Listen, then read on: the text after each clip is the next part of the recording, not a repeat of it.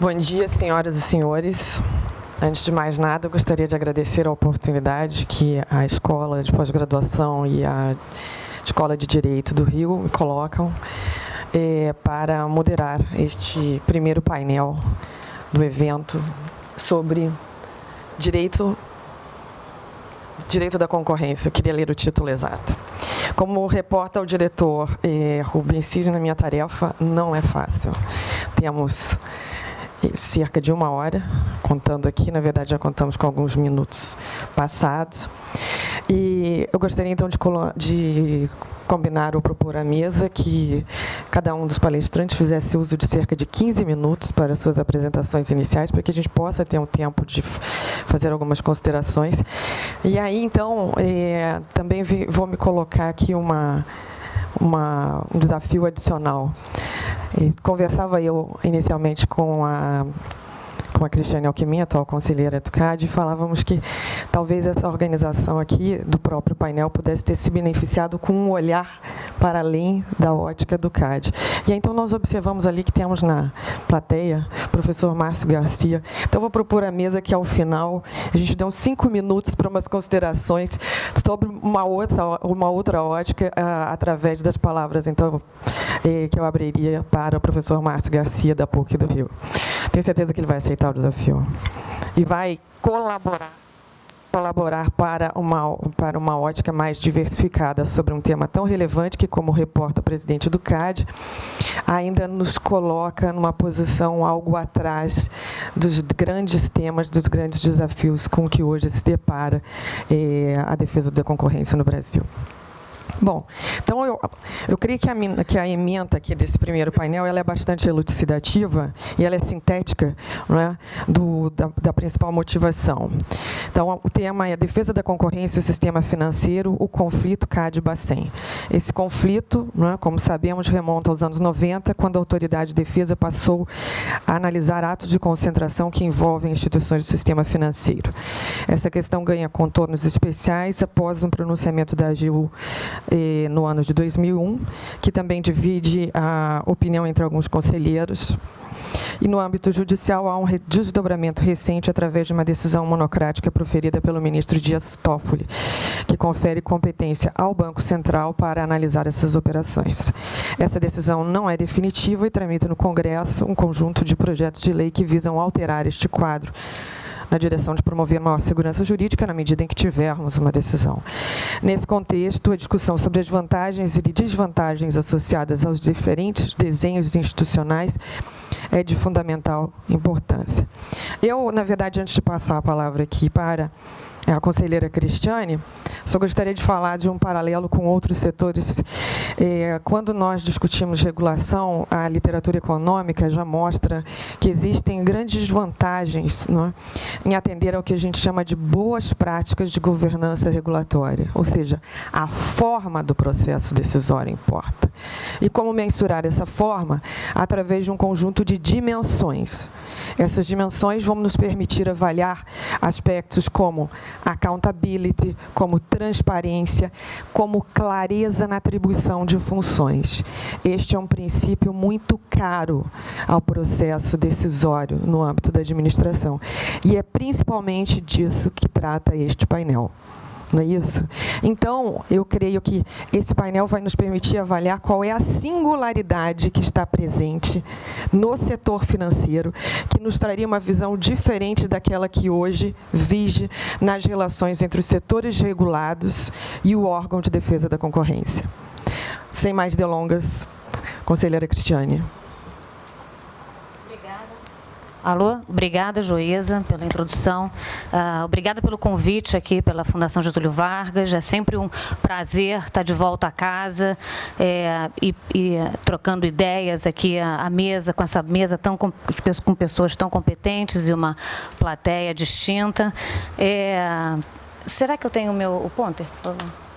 Então, eu vou iniciar aqui meus 15 minutos colocando 3 mensagens principais que eu queria passar aqui para vocês. Tá? Então, a primeira questão é que o CAD sempre desejou um arranjo institucional cooperativo com todas as agências reguladoras, em particular com o Banco Central, mas com todas elas, Anatel, ANEEL, porque a gente entende que o Estado ele deve se coordenar. Né? O CAD entende que ele quer somar, otimizar os recursos escassos do setor público.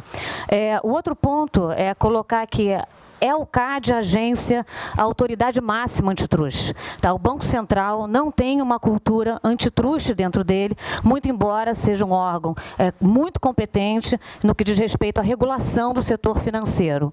E cabe comentar aqui também que antes de 2008 houve uma proposta conjunta, Banco Central e CAD, colocando a ideia do CAD, que é a que eu vou explicar logo no meu ponto 3, que é a terceira mensagem, que o CAD defende as alterações nas leis, tanto do Banco Central, né, da 4.595, quanto da 12.529, que é a da concorrência, proposta por 3 PLs, por 3 projetos de lei complementar, que estão agora 2 na Câmara e 1 no Senado. Então, qual é essa proposta? Que todo o controle repressivo das condutas anticompetitivas, que ela ficaria junto com o CAD. E, no que toca aos atos de concentração econômica, que são os controles de ordem preventiva, que então você deveria ter, sim, uma harmonia e uma coordenação com o Banco Central, porque há algum tipo de risco sistêmico e o órgão que é o mais competente para analisar risco sistêmico, sem sombra de dúvida, é o Banco Central do Brasil, não sob o ponto de vista da concorrência, mas sim sob o ponto de vista do risco sistêmico. Portanto, como o presidente do CAD comentou aqui, é uma agenda inacabada, é muito frustrante, de alguma maneira, estar aqui no dia de hoje, não podendo conversar exatamente como a gente deve agir conjuntamente, mas a gente ainda está num passo atrás, que a gente está tentando discutir quem é que tem o poder, o que ainda é uma discussão que a gente já devia ter passado por isso já há uma longa data. Pode chegar só um pouquinho para trás. Só com uma visão geral, e só para a gente não perder a perspectiva, a defesa da concorrência ela não é um fim em si mesmo.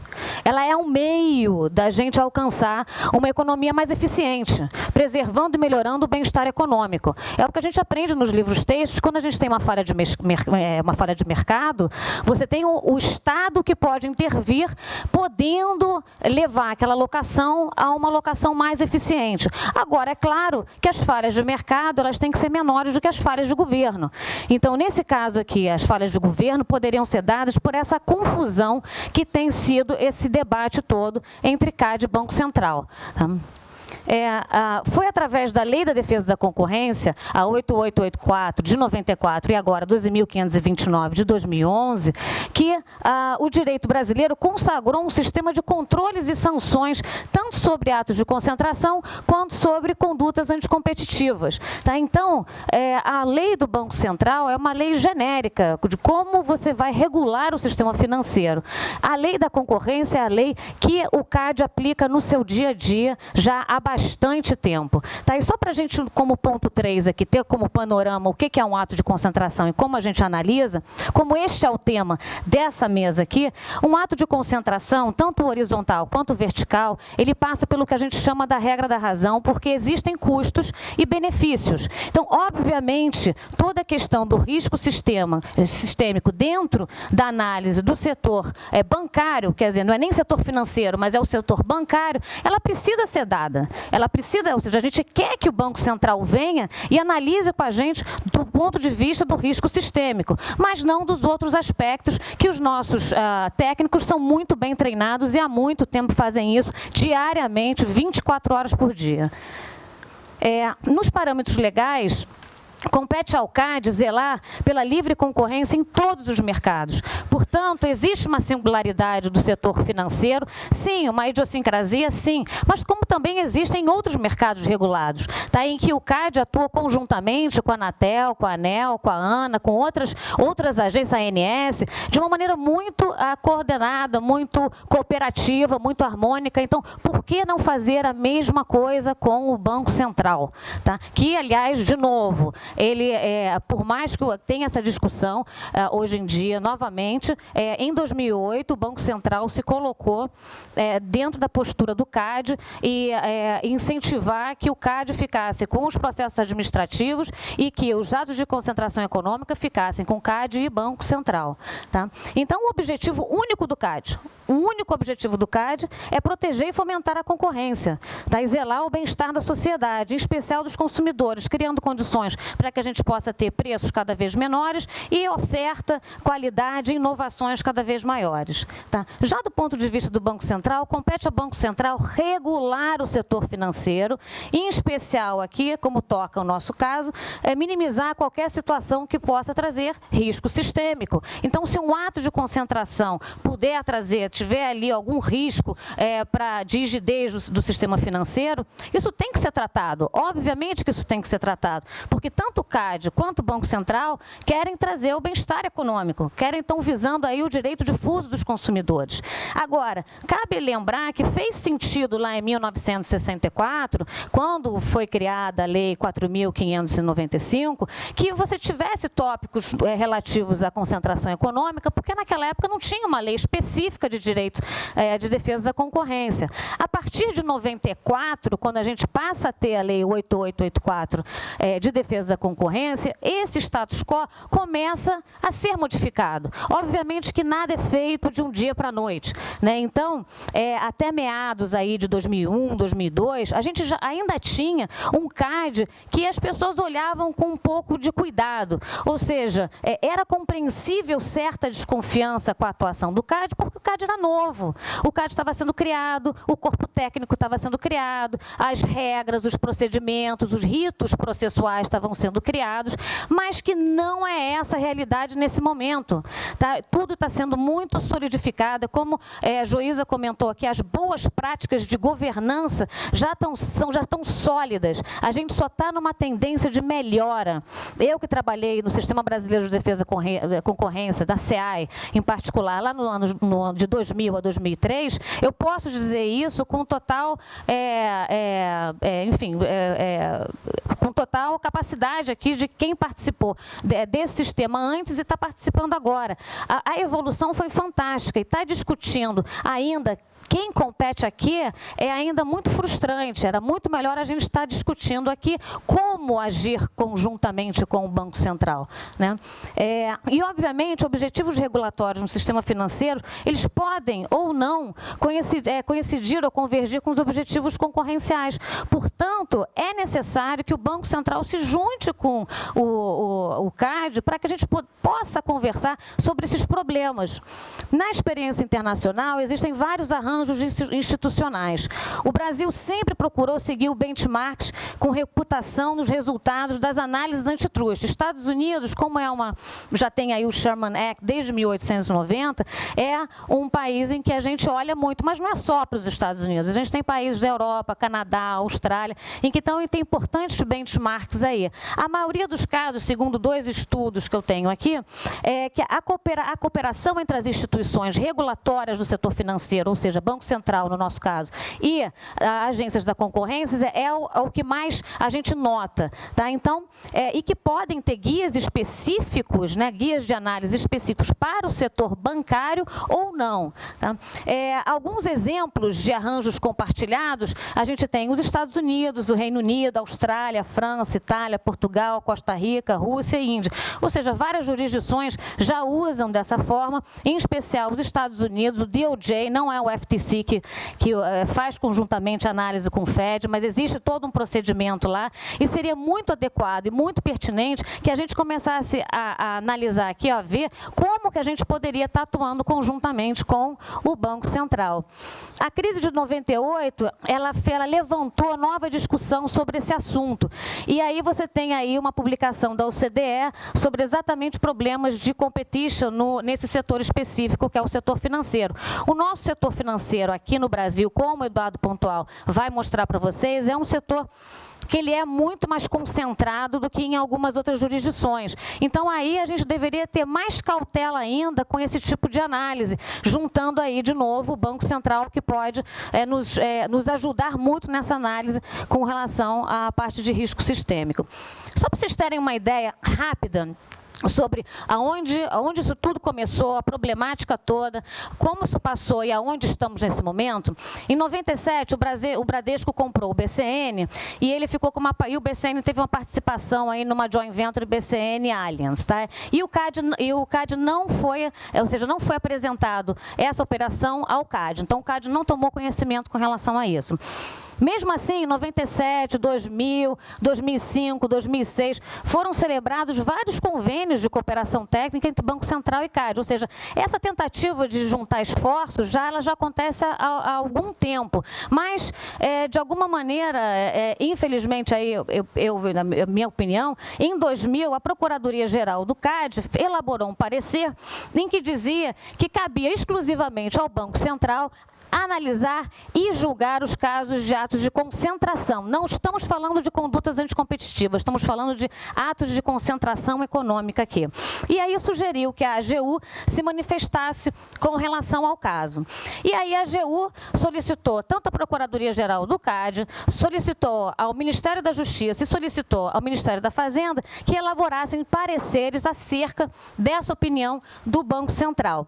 E em 2000, então, tanto o CAD quanto o MJ se pronunciaram da forma com que a gente sempre, desde lá de trás, a gente está tentando defender essa ideia, que é atribui competência ao CAD quando se tratar de controle repressivo, ou seja, atos, condutas anticompetitivas, processos administrativos, e a competência complementar entre ambas as instituições quando se tratar de controle preventivo. Em 2001, o Banco Central criou internamente um departamento específico para análise de atos de concentração, ou seja, em vez de pegar o Banco Central, pegar aqueles técnicos ótimos, competentes e usá-los de uma outra forma, não, de alguma maneira quer se criar um mini-CAD dentro do Banco Central, o que, na minha opinião, é completamente inapropriado. Em 2001, teve um parecer, então, da AGU, que é o que a Joísa comentou, que acolheu o entendimento da Procuradoria-Geral do Banco Central, que, então, diz respeito apenas a atos de concentração econômica. Em 2001, porque houve a joint venture entre BCN e Allianz, foi desfeita, aí o CAD tomou conhecimento e aí, então, botou mais lenha na fogueira dessa problemática toda, porque, então, o CAD multou o Bradesco por intempestividade e aí o Bradesco recorreu, ganhou, né? Ganhou na primeira instância, quando foi para a segunda instância, perdeu. Então, na segunda instância, a complementariedade dos dois órgãos que prevaleceu. Nesse caso, tanto o BCN quanto o Bradesco ingressaram contra essa decisão. Em 2007, a CGU instituiu um grupo de trabalho para analisar esse parecer lá de 2001 da AGU. Nesse mesmo tempo, isso é bem importante aqui de colocar, esse dado aqui é muito importante. Em 2008, antes da crise, o CAD e o Bacen pediram revisão administrativa do parecer da AGU, e então o Banco Central e o CAD propuseram de forma conjunta o que o CAD vinha defendendo, ou seja, processo administrativo com o CAD e condutas e atos de concentração com ambos os órgãos. Mas aí, quando a crise veio, veio toda essa discussão de órgão regulador com órgão da concorrência, o Banco Central mudou a opinião, aí o parecer da AGU, que ratificou o seu entendimento, o CAD pede revisão, vem um novo parecer da AGU ratificando novamente o seu entendimento e, pior, colocando nessa fogueira as condutas anticompetitivas. Então, colocou, já estava aí os atos de concentração e aí me coloca aí também os processos administrativos. O STJ, em 2010, disse que o Bradesco não precisava pagar a multa, deu razão ao Banco Central. 2012, então, o Banco Central resolve colocar em prática, uma circular e um comunicado sobre o guia de análise de concentração. Vale lembrar que é sempre importante a gente ter guias separados, concentração econômica horizontal e concentração econômica vertical, porque são dois tipos de análises econômicas diferentes, e o Banco Central coloca um guia que trata disso conjuntamente. 2014, como a Joísa colocou, Toffoli nega o que o CAD solicitou. 2014, o CAD interpôs um agravo regimental. A incerteza jurídica é tão grande, ficou tão enorme, que o caso Bradesco, que comprou o HSBC, já foi, inclusive, submetido ao CAD. Tá? Então, mesmo com essa confusão toda, o Bradesco, dessa vez, em agosto de 2005, submeteu ao CAD. Atualmente, há 3 projetos de lei ao qual o CAD defende, em que sugere exatamente o que o CAD vem defendendo desde sempre. O processo administrativo com o CAD e atos de concentração com os dois organismos. Ou seja, leis devem refletir a dinâmica da economia e não a economia ficar amarrada a leis ultrapassadas. Tá? E aí, hoje em dia, tem uma medida provisória na Casa Civil que inclui aí condutas anticompetitivas. Já saiu uma portaria interministerial que envolve um grupo de trabalho para analisar essa medida provisória, mas eles ainda não deram nenhum parecer ainda. O guia, só mencionando um pouco sobre o guia que saiu em 2012 do CAD, o nosso guia, ele é um guia que foi colocado em 2001, com um benchmark internacional, ou seja, as melhores práticas que o CAD, hoje em dia, o Sistema Brasileiro de Defesa da Concorrência, tá? SDE, CEAI e agora tudo que está dentro do CAD, com a sua Superintendência Geral e o Tribunal. Então, esse guia, ele sempre foi usado, ele é um guia que gera transparência para o setor privado, porque ele diz como que a burocracia está analisando aquele determinado caso. O Banco Central colocou um guia em 2012. O nosso guia do CAD, ele tem os melhores benchmarks, tem procedimentos, ritos processuais, prazos, regras, tem uma total transparência. O guia é estritamente para concentrações horizontais, já estou terminando. No caso do Banco Central, o guia que eles fizeram parece que é uma cópia simplificada do guia da CEAI e SDE, tem trechos, inclusive, que são cópias de trechos do outro guia, juntou concentração horizontal com vertical. Quais são os parâmetros de submissões, qualquer caso, uma fusão de 2 assets pequenos precisa ser apresentado? Formulários para os requerentes preencherem, quais os prazos, ritos processuais. Na circular, o que sugere é que as requerentes é que façam as análises de micro e macro e que entreguem elas ao Banco Central. Ou seja, está confuso. E tem um item que eu achei até muito engraçado, muito divertido, que no nosso guia do CAD, como trata-se dali de bens e serviços, então tem um item que é assim: bom, as importações, ou seja, a concorrência externa, ela pode, de alguma maneira, evitar que esse preço, que essa nova concentração econômica, ela tenha aumento real de preços na economia? Bom, o Banco Central, o que ele fez no guia dele, foi tirar importações possíveis por acesso a mercados financeiros internacionais. Assim, eu não entendi. Então, eu vou comprar um pão de queijo na esquina, então, vou ter uma conta lá fora, um acesso ao mercado financeiro internacional. O que isso vai me ajudar, eu como consumidora aqui no Brasil, né? E além disso, por minha surpresa minha, não tinha nenhuma menção sobre a preocupação sobre risco sistêmico, né? Então aqui, como é que poderia ser uma análise, relação CAD e Banco Central, a primeira parte do nosso guia poderia ser feita pelo CAD em conjunto com informações do Banco Central. Depois disso, passaria a análise para o Banco Central, depois voltaria a análise para o CAD e então assim a gente emitiria um parecer final e que tanto o CAD ou os dois órgãos poderiam assinar conjuntamente. Então, o que a gente deveria estar hoje aqui falando são sobre esses procedimentos, são como é que o risco sistêmico entra aqui nessas análises, como que a gente tem que fazer essa inter-relação entre Banco Central e CAD, e infelizmente a gente não está fazendo isso aqui hoje. O Sistema Brasileiro de Defesa da Concorrência, só para vocês saberem, tem muita experiência no setor financeiro. Já foram julgados mais de 72 casos, inclusive nos casos de condutas anticompetitivas. Atualmente, há na casa 7 casos lá dentro, 7 de condutas unilaterais e 1 de cartel, né?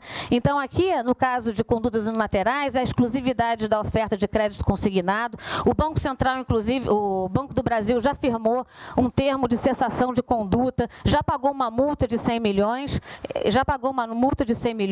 e foi um destaque a boa complementariedade da atuação dos dois órgãos. Ou seja, no caso de condutas anticompetitivas, isso está funcionando hoje. E você tem o caso de cartel de taxa de câmbio, em que já houve um leniente, há mais de 30 pessoas físicas envolvidas e 15 bancos. Então, se tirarem agora condutas anticompetitivas do CAD, a pergunta é: olha a incerteza jurídica que isso não vai ser criado. O judiciário vai ficar abarrotado de casos, não só esses casos que estão na casa hoje em dia, mas os casos passados também. Tá? Então, portanto, como conclusão final aqui, antes que a juíza me dê outro puxão de orelha, é que apesar do setor financeiro ser sensível, como são os mercados regulados, o CAD é a autoridade máxima antitruste no Brasil, instituições de Estado precisam se fortalecer, é ineficiente brigar por poder. Melhor é trabalhar em harmonia, e o FED trabalham de forma cooperativa. A nossa lei de defesa da concorrência ela é específica de concorrência, a lei 4.595 não é. O CAD tem ampla experiência e tem instrumentos para isso, tem instrumentos para lidar com os casos, principalmente os casos de cartéis. Então, se em 2001 a prioridade do Brasil era garantir a estabilidade monetária e o CAD não estava maduro, agora a realidade mudou. Então, as leis, regras precisam mudar e precisam acompanhar essa dinâmica. Como prova disso está o reconhecimento internacional. O CAD tem 4 estrelas num ranking de 5 estrelas dada pela Global Competition Review e foi premiado 2 vezes como a melhor agência antitruste das Américas. Ou seja, tem um reconhecimento internacional com relação a isso. Os dois órgãos são de excelência, portanto, têm corpo técnico adequado, são respeitados nacional e internacionalmente e prezam pelo interesse difuso dos cidadãos. Então, por que brigar? Então, só para terminar aqui, o CAD é a autoridade máxima antitruste no Brasil, sempre desejou um arranjo institucional, o Banco Central não tem uma cultura antitruste e em 2008 concordou com a proposta que o CAD colocou.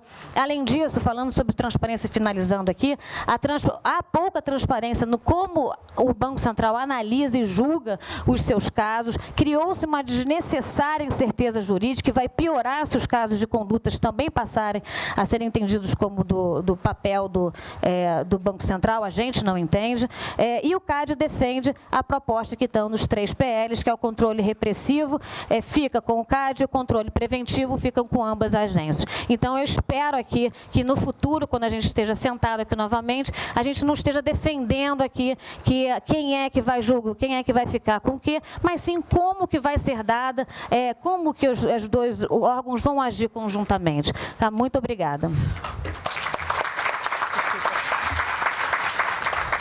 Bom, agora, diante dessa apresentação entusiasmada da Cristiane, que não apenas tratou do histórico, mas foi propositiva, né, com relação à possibilidade de articulação entre essas duas instituições, vou passar agora a palavra ao professor Eduardo Pontual, que é um professor da Universidade Federal do Rio de Janeiro, professor convidado da Escola de Pós-Graduação em Economia, foi economista-chefe, conselheiro do CAD, e ele vai falar de concorrência bancária área, apresentando uma visão da análise dos atos de concentração e, através de uma pesquisa, vai tentar avaliar qual é o grau efetivo de concorrência no setor.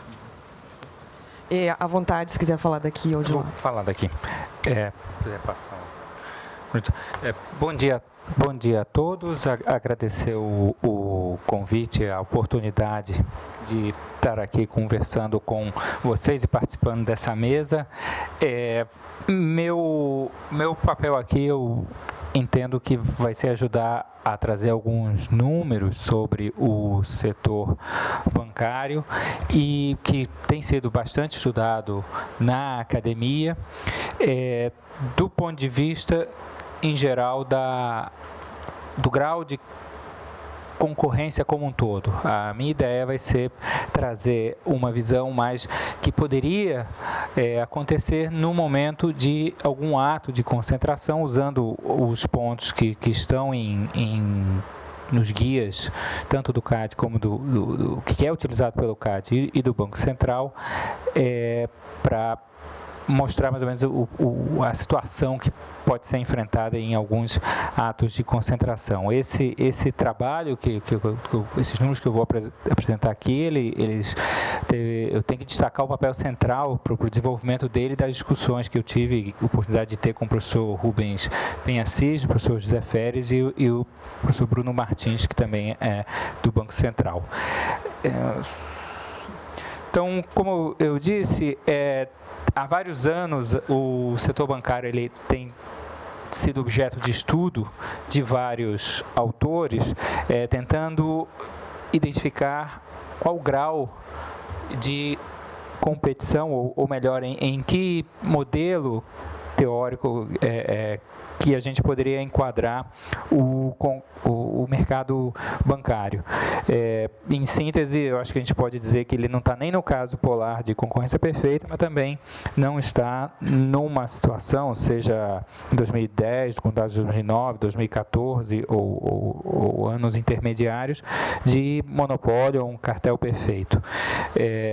Ou já quando a gente vai tentar achar o efeito da concentração sobre os spreads, alguns artigos encontram um efeito direto, embora nunca é o objetivo principal do trabalho, e outros não identificam um efeito significativo, mas isso como informação acessória, mais como variável de controle nos modelos que tentam entender spread, principalmente o pass-through da Selic para os spreads.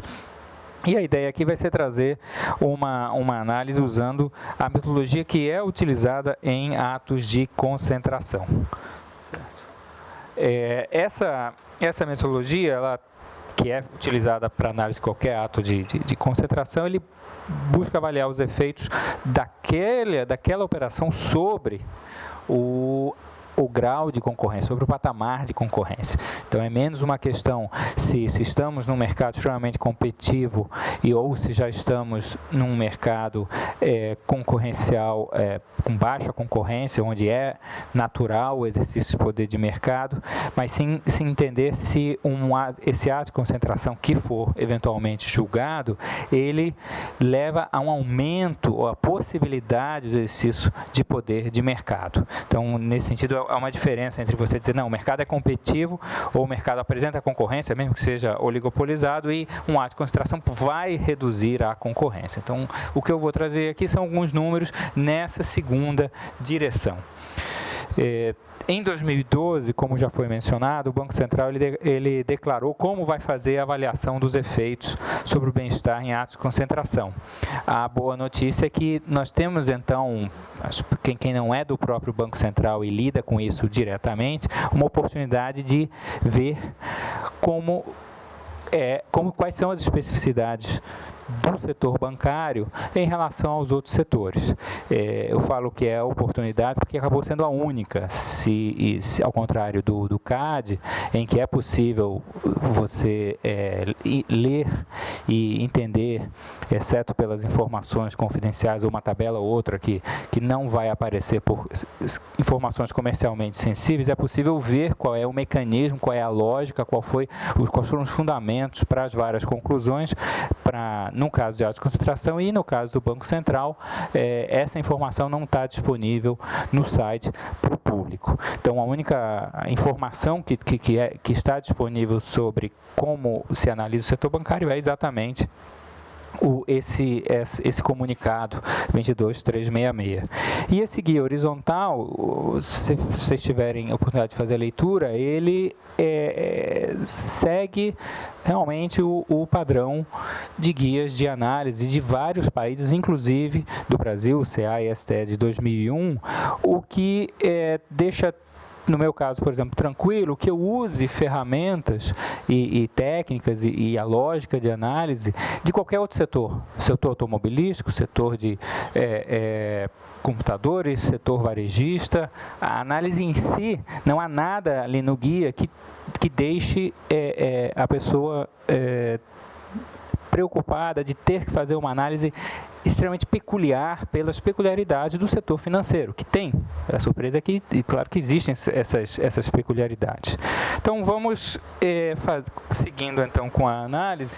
Então, meu trabalho vai ser estudar a possibilidade de efetividade concorrencial da entrada, que essa é feita a análise, ou seja, se o mercado é relativamente concentrado e há possibilidade de esse poder de mercado após um ato de concentração, a lógica é a sequência para ver se essa possibilidade de exercício do poder de mercado se transforma numa probabilidade, seria analisar a efeito da contestabilidade que a entrada pode ter e ter informação sobre a rivalidade entre os bancos, se eles concorrem bastante entre si, reagindo a movimentos, no caso aqui, que vou trazer um indicador que seriam as taxas de juros. Adianto que a análise ela não se aplica a nenhum ato de concentração específico por não termos informações detalhadas sobre onde os bancos atuam. Além disso, a análise ela faz uma hipótese que pode se verificar ou não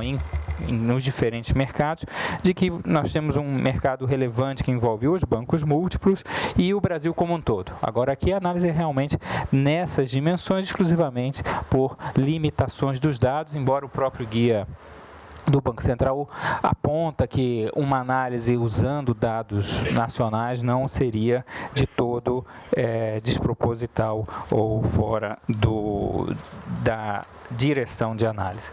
Então, o primeiro indicador que é sempre utilizado para avaliar qual é o contexto de um ato de concentração é o índice Refendal-Richman, que aqui eu apresento para os bancos múltiplos, e as várias linhas que vocês veem seriam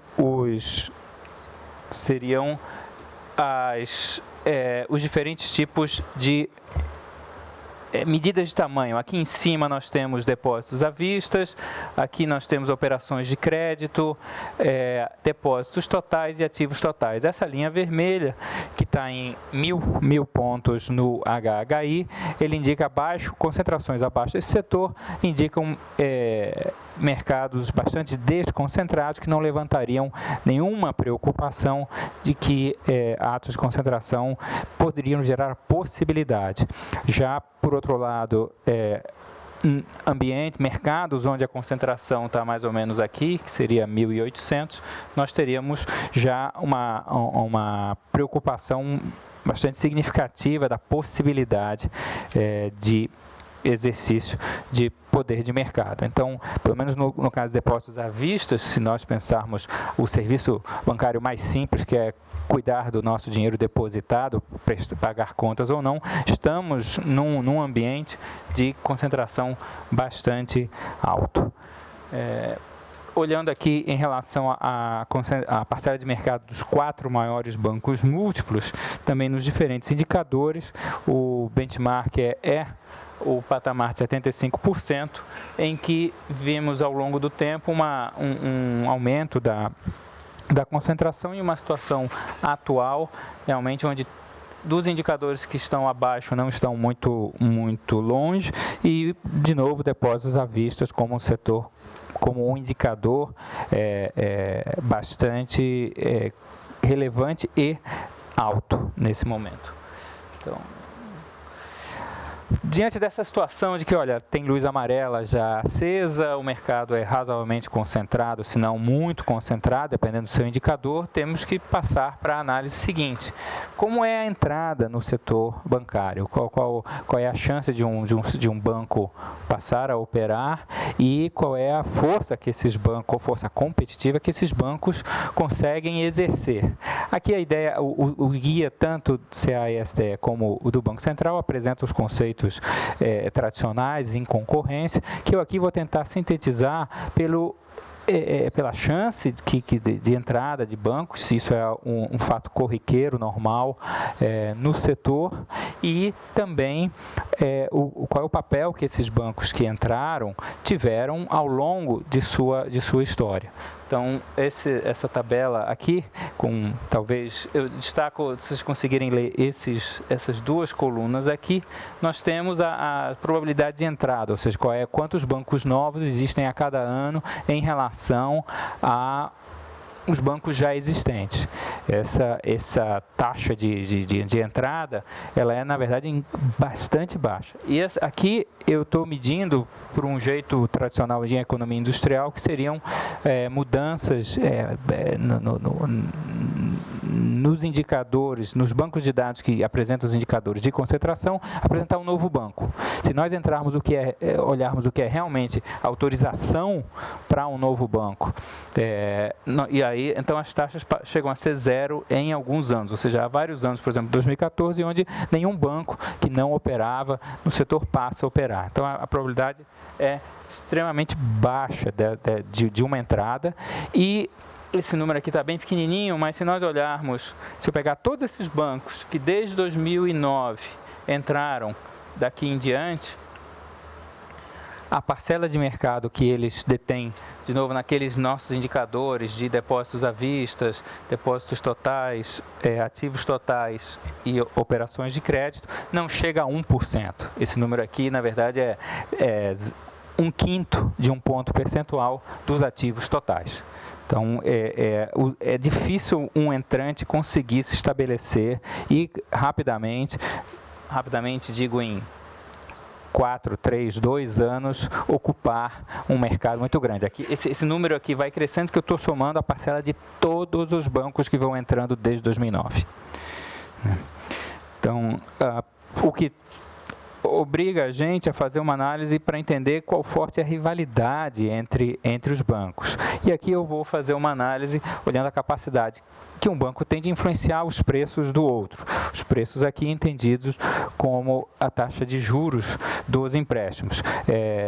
De novo, o objetivo aqui é trazer informações que ilustram a situação. Se nós pensarmos em depósitos à vista, os serviços associados a esses depósitos seria o indicador necessário, mas a própria lógica de medir tarifas é algo bastante complexo. Eu vou focar então na parte de crédito. A ideia de olhar essas correlações de preços é uma metodologia consolidada em defesa da concorrência, com uma visão até conservadora em relação a identificar a rivalidade, pois se não encontrarmos a correlação, certamente não há esse efeito de um banco sobre o outro. Por outro lado, se nós encontrarmos alguma correlação, pode ser que existam outros fatores que expliquem que não a própria concorrência. Então, vou tentar trazer uma informação bastante inicial. E a lógica aqui vai ser analisar todos os pares de bancos que nós tínhamos as informações de 4 tarifas bem simples: desconto duplicadas, conta garantida, aquisição de veículos e cheques especiais. De novo, não é uma análise de um ato de concentração específico, e a disponibilidade dos dados é o que determinou os bancos que vocês vão ver aqui, exclusivamente essa razão.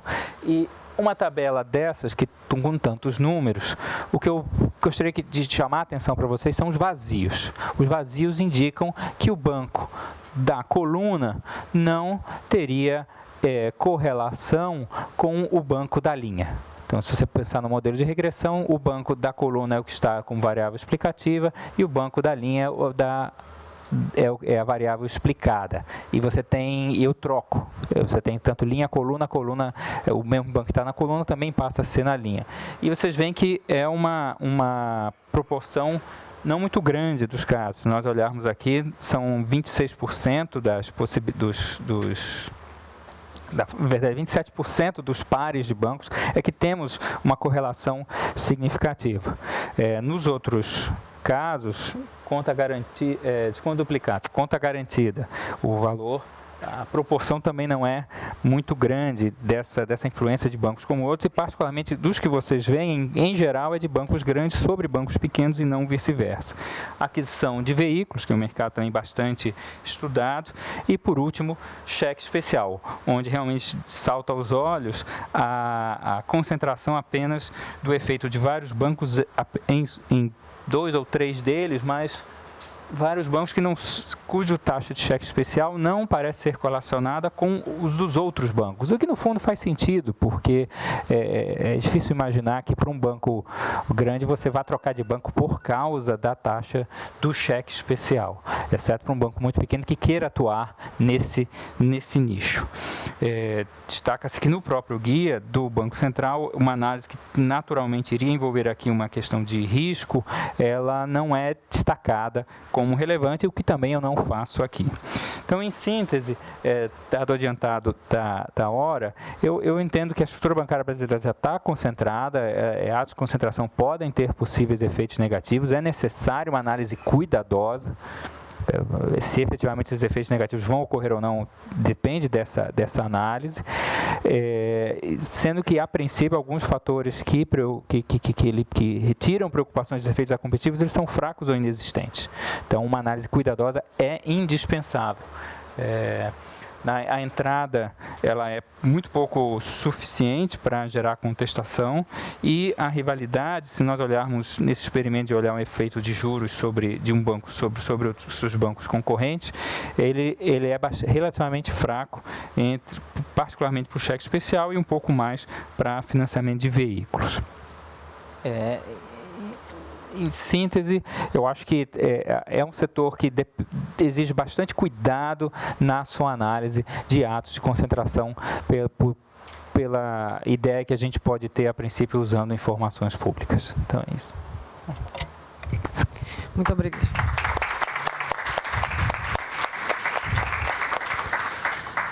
Muito obrigada, Eduardo. Passo agora, então, ao Gilvandro, Gilvandro de Araújo, um conselheiro do CAD, que vai analisar, então, a competência do CAD para análise de atos de concentração e a possibilidade de colaboração do CAD também. 15 minutos. Colaboração do tempo também. O Eduardo já deu uma certa. Tá bom. Obrigado, bom dia a todos. Primeiro, é uma grande satisfação estar aqui na Fundação Getúlio Vargas, debatendo com figuras muito ilustres, com a plateia recheada de pessoas que, não só os estudantes e os alunos, os profissionais, mas pessoas que já trabalharam conosco no CAD. Eu visualizo ali figuras muito queridas, a Camila, por exemplo, que foi também nossa economista-chefe durante um período. Eu não...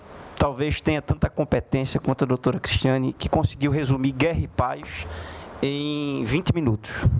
Porque ela conseguiu percorrer de forma avassaladora, já me disseram que ela é assim, avassaladora, toda a epopeia que envolve o Banco Central e o CAD, num debate que, na minha ótica, é muito mais interpretativo do que, de fato, conflito. É mais uma questão de interpretação, e o que eu vou tentar passar nessa minha apresentação, levando em consideração que já tivemos 2 exposições com cunho mais econômico, é trazer o atual panorama que existe nesse imbróglio interpretativo de competências e algo que penso eu ser absolutamente essencial se a gente de fato quiser fazer uma análise concorrencial de operações no sistema financeiro.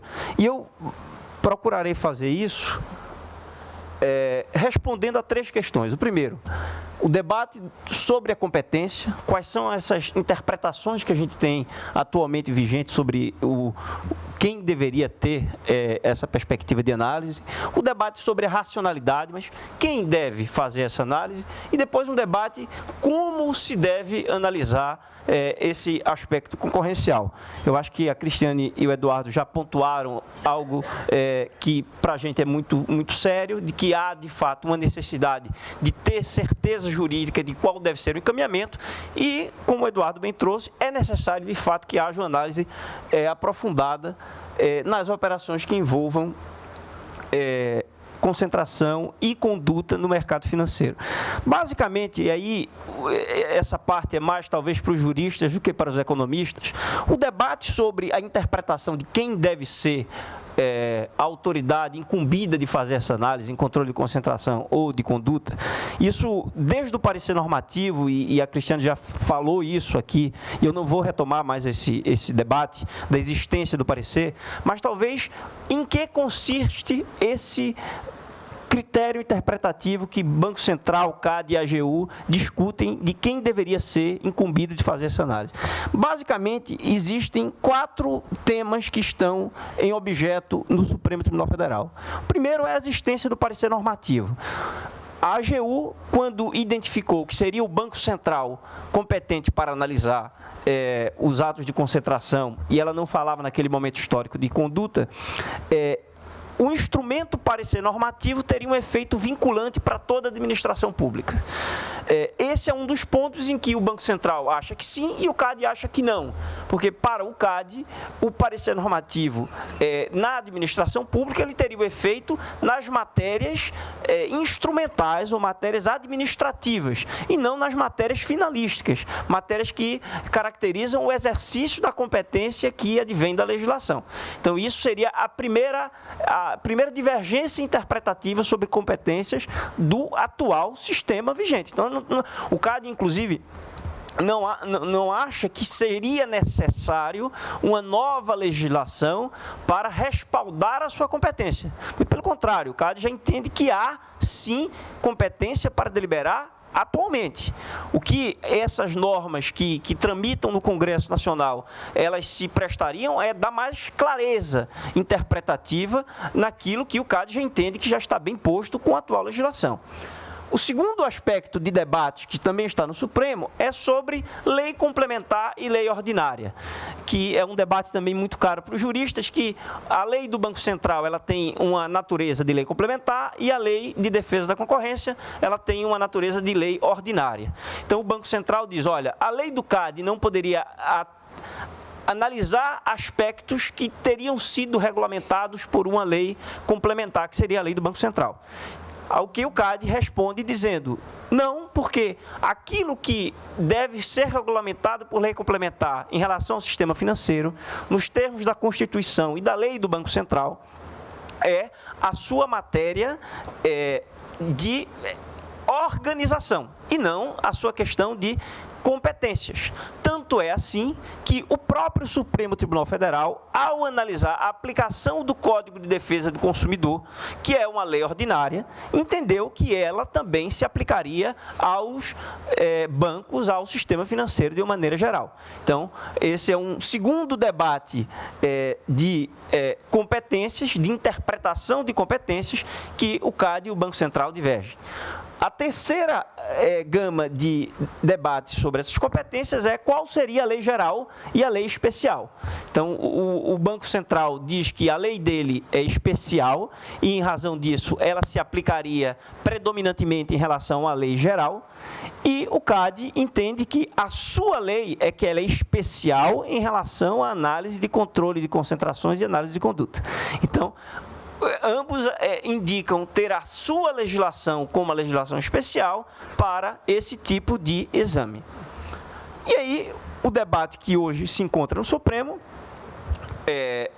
se essa matéria seria ou não de repercussão geral e se ela teria ou não um condão constitucional.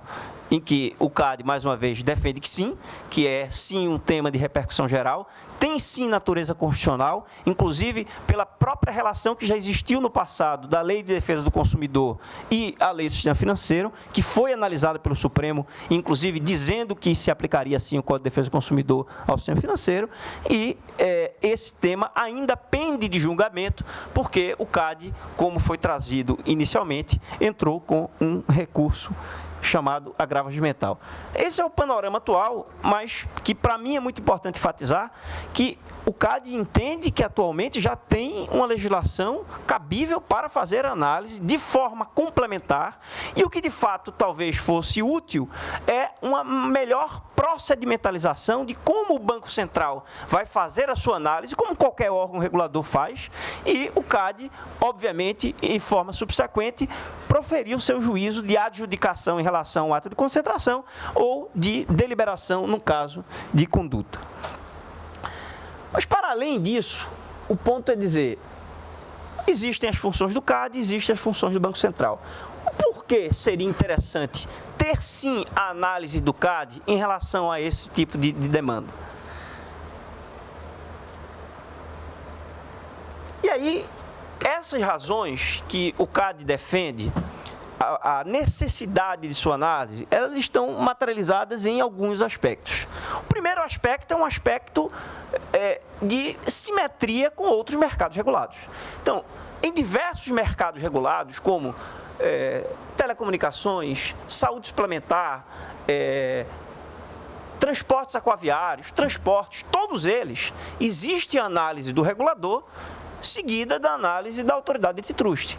Cada um exerce a sua função de forma complementar, observando aspectos de análise, é uma expressão que o presidente Vinícius gosta de utilizar, vertical e análise horizontal.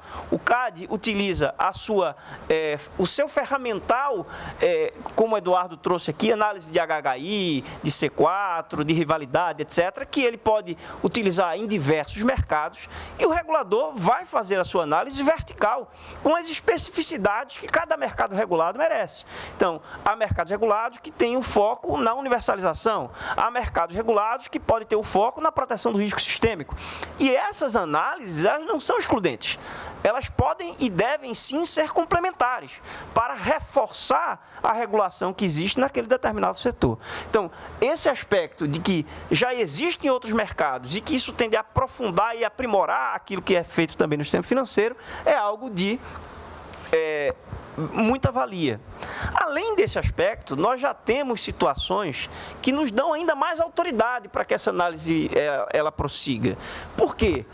Tanto casos de controle de conduta como controle de concentração, o CAD já efetivou análises positivas, como o contrato de exclusividade do Banco do Brasil, que já foi deliberado, inclusive, através de um acordo, para inibir essa prática que seria nociva para a aquisição de créditos consignados. Então, o CAD conseguiu, com o Banco do Brasil, fazer um acordo em que essa prática foi cessada, o que mostra que, numa estrutura de conduta, há sim um papel relevante que o Conselho pode trazer, colaborando com o sistema financeiro.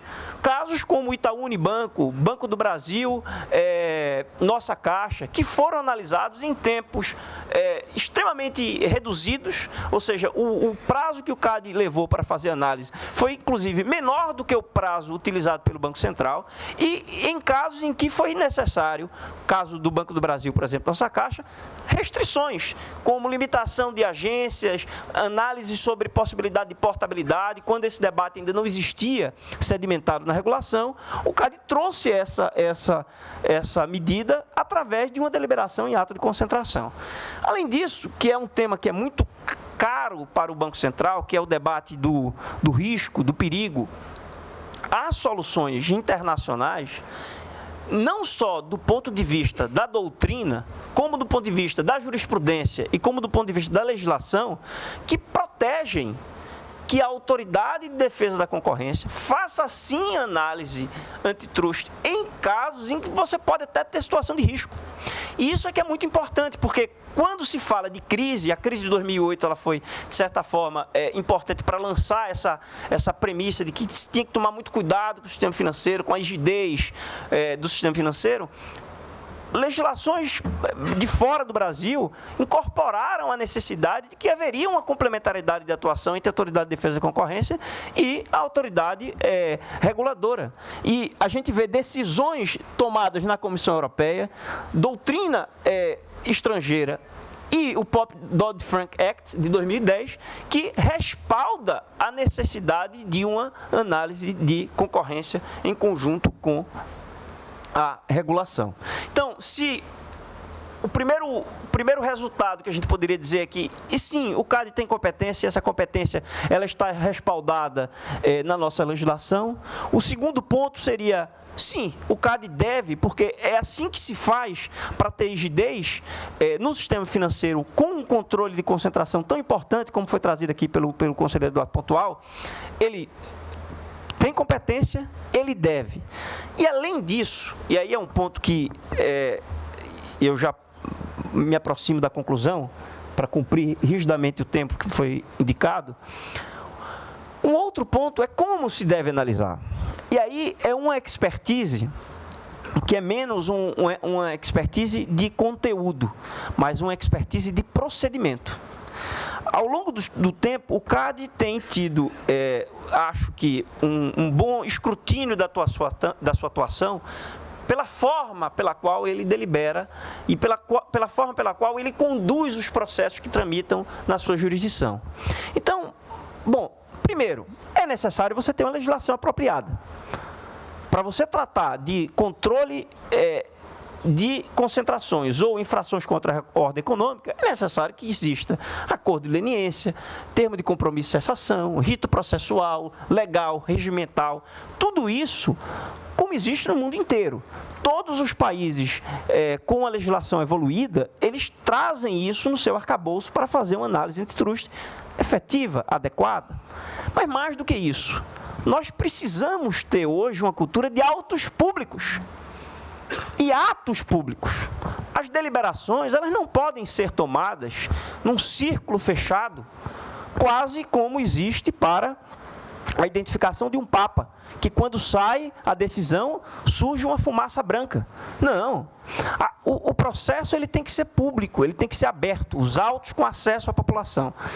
As deliberações tomadas em audiência pública gravada por internet, que depois eu posso ir lá fiscalizar e ver que de fato aconteceu. Não tem porquê, não existe medo.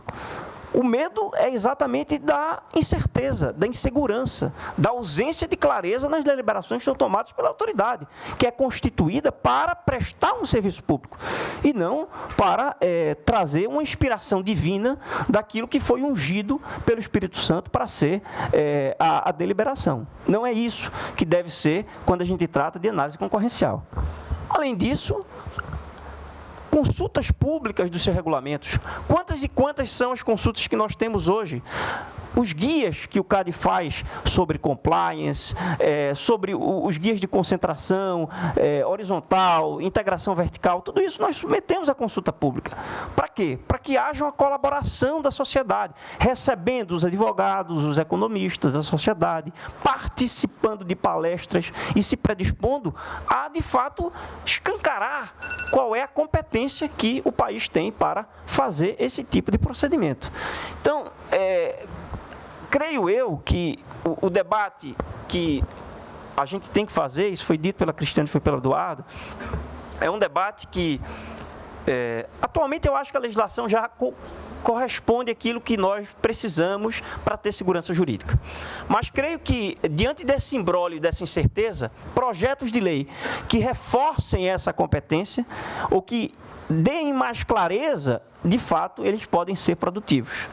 Acho muito importante que haja, sim, uma complementariedade de atuação, mas, ainda assim, se surgirem argumentos e elementos que façam com que, tão somente o Banco Central se predisponha a fazer essa análise, mas que o faça de uma forma transparente, pública, e que a gente, de fato, possa saber qual é o conteúdo daquela decisão e como é que essa decisão chegou.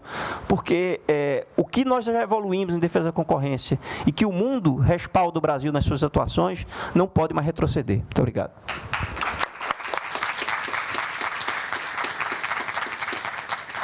Muito obrigada, Gilvandro. Então, agora, no meu papel aqui de moderadora, vou sair um pouco do script, mas dentro daquilo que foi combinado. E vou pedir, então, que o microfone seja transferido ao professor Márcio Garcia, que está ali na terceira fila, para que ele faça algumas considerações sobre o tema. E eu colocaria o seguinte tema para análise inicial, sem prejuízo de qualquer outra manifestação. Então, acho que o que foi discutido aqui é que existe grande relevância, né, numa análise complementar, uma análise que envolva a complementaridade da atuação entre estes dois órgãos. E não foi apontado, em princípio, um grande prejuízo em face das especificidades que caracterizariam a análise no âmbito do sistema financeiro. Então, acho que esse era um ponto importante para o começo da sua argumentação. Alô? Muito obrigado aí, Rubens, pelo convite. Joísa, muito obrigado pela saia justa, melhor, no meu caso, que eu não sou escocês, a calça justa. Tá? Eu aprendi muito com as apresentações e, como eu estou no meio de advogados, eu acho que tem que fazer alguma citação em latim. E, no meu caso, seria nessutor ultra crepidam, porque eu não entendo nada do assunto, então eu não vou tentar não passar das minhas sandálias, sobretudo porque eu já notei que esse campo está bem minado, né? Mas eu queria, então, numa segunda citação latina, mutatis mutandis, passar para um outro campo que eu conheço um pouco melhor, que é, por exemplo, da regulação bancária, no caso CVM e Banco Central. Eu aprendi com o meu colega professor da PUC, Marcelo Trindade, e também grande botafoguense, que há um choque de culturas que é inerente a essas duas instituições, né? A CVM, ela é uma instituição cheia de transparência. A transparência é o nome do jogo para a CVM. Já o Banco Central, ao contrário, né, você tem que manter segredo, né? Talvez nem tanto, etc. Eu ouvi o que o Dr. Gilvandro falou, mas, enfim, o segredo, uma palavra mal colocada a respeito da saúde de um banco pode levar a uma corrida contra aquele banco e, consequentemente, causar problemas muito grandes. Então, o Banco Central não gosta disso, mas, enfim, há uma cooperação entre eles. Eu acredito que, pelo menos em princípio, isso também devesse haver em relação ao CAD para a concorrência, né? No qual o CAD, segundo eu aprendi aqui, ficaria voltado para a concorrência e o Banco Central para a rigidez do sistema, para o risco sistêmico. Aí você mencionou de possíveis problemas para o mercado, para a saúde do sistema financeiro. Eu vejo assim, um exemplo aqui, que até me foi sugerido por um ex-aluno aqui da casa que já ocupou a presidência do Banco Central. Suponha que uma regra de capital mínimo seja requerida pelo Banco Central, por exemplo, por causa de Basileia III. E aí o CAD acha que aquilo é uma barreira à entrada no setor. Como é que fica? Quem dirime isso? Tá? O Banco Central tem muito medo disso, porque diz assim, olha, se por acaso isso não vai, isso me compromete, como é que eu faço? Né? Então, em princípio, eu acho que a cooperação é o caminho, mas, como tudo, o diabo mora nos detalhes, e aí eu gostaria, e tenho certeza que vou aprender muito mais aí, para que nós tenhamos aí um arcabouço institucional mais adequado para isso no futuro, porque, como a gente sabe, o nosso sistema é um sistema, como mostrou o Eduardo Pontual, muito, muito concentrado, né? Desde a crise, então, essa tendência aumentou significativamente, né? Então, como é que se faz? Se tiver uma outra crise, vai ser do mesmo jeito? Aí o CAD não vai deixar o Banco Central fazer as concentrações? Eu acho que a gente precisa pegar... Seria bom ter pessoas aqui que tiveram lá frente a esse processo de concentração em crise, né? Porque eu acho que aí é que o problema surge, né? E eu tenho a impressão que é disso que o Banco Central tem medo. Muito obrigado.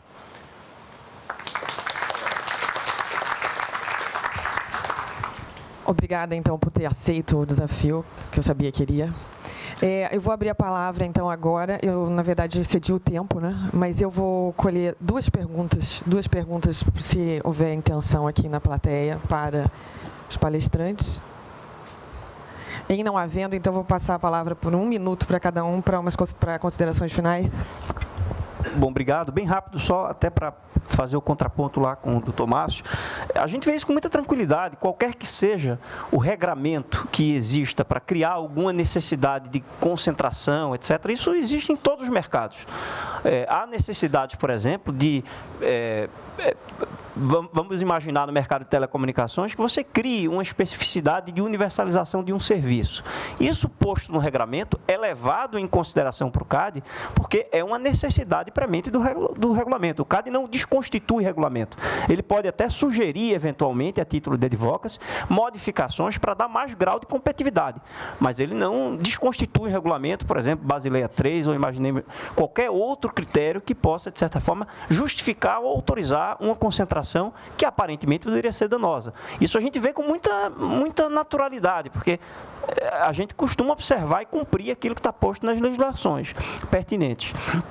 E uma outra coisa que eu acho que é interessante é que quando a gente fala em transparência, não é a transparência naquilo que eventualmente pode ser prejudicial para o Banco Central na sua atividade, que a gente fala em concorrência.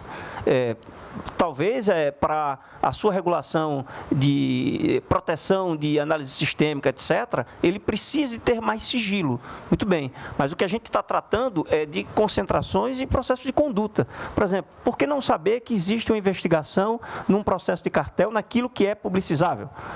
Não vejo qualquer problema. Isso é importante que exista isso, e que esses bancos, inclusive, vejam isso como uma eventual dificuldade para se estimularem a fazer condutas anticompetitivas. Então, isso é um processo que a sociedade vem evoluindo e que ele precisa ter. Hoje a gente tem esse mesmo debate em relação ao acordo de leniência, que dizia que no Brasil não pegaria.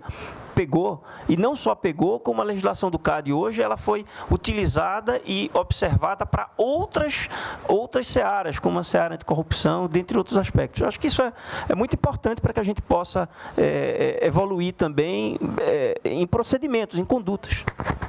Eu vou fazer um pequeno comentário com o que o Gilvandro comentou aqui, que é a transparência no rito, nos procedimentos, mas há informações, Márcio, que são sigilosas e que isso não passam para a sociedade de forma geral. Então, as informações sigilosas, elas ficam com o Estado, no caso, ficariam com o Banco Central e CAD. Mas a transparência aqui são nos ritos, nos procedimentos, nas regras, na forma com que o CAD analisa todo o processo e dá direito às partes de virem ao CAD para fazer sua ampla defesa. E eu complementaria com a questão do diálogo, da necessidade de um diálogo do Banco Central com a academia, até para ter uma troca de experiências, de técnicas, de conhecimento. Eu fico imaginando o que seria o do sistema de metas de inflação sem os seminários que sempre houveram logo no seu lançamento, com a academia debatendo, apresentando, discutindo modelos. Eu acho que esse diálogo e a própria transparência do CAD, de entender como as coisas são feitas e permitir que a academia pudesse contribuir, mostrando técnicas, métodos de análise, certamente é algo bastante promissor para a própria análise em si. Só algumas considerações finais, vou falar aqui do meu papel de moderadora, o que aprendi, né, diante da pergunta que coloquei no início desse painel. Né, creio que há um espaço para uma ação complementar em benefício da dinâmica do setor. Né. Nas palavras do Gilvandro, a gente poderia imaginar que o arcabouço legal, da forma como está, já respaldaria essa ação complementar, mas talvez medidas que venham a esclarecer possam contribuir. E, nesse sentido, essas medidas podem ser extremamente informadas por eventos como esse, né, que são organizados por esta escola, em parceria com a Escola de Direito, né, que tem a possibilidade aqui de contar com pessoas tão relevantes, com tanta capacidade de contribuição, para explicitar os desafios e a necessidade de aperfeiçoar o arcabouço legal e regulatório nestes setores. Muito obrigada, senhoras e senhores. Bom dia.